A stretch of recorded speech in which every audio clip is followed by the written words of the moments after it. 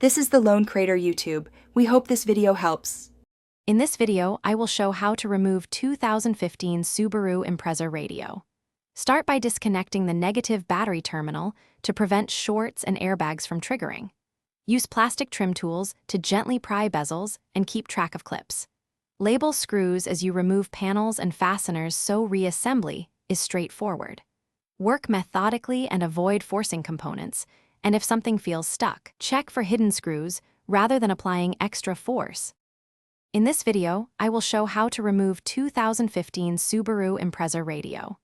Begin with a plastic pry tool at panel seams and work around the bezel to free the clips.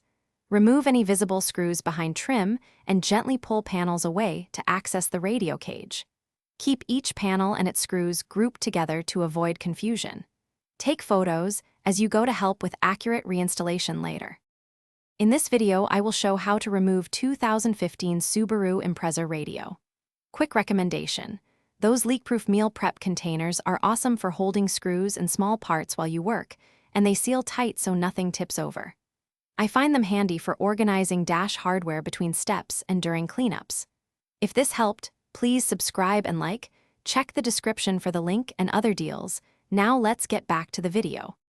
In this video, I will show how to remove 2015 Subaru Impreza radio. Carefully slide the radio unit out far enough to reach the wiring on the back. Release the main wiring harness by pressing its clip and pulling the connector straight out. Disconnect the antenna cable and any auxiliary or USB plugs next, noting their positions. Place the radio on a soft cloth to avoid damage and double-check that all connectors are free before fully removing the unit. Thanks for watching. Consider subscribing if we helped you.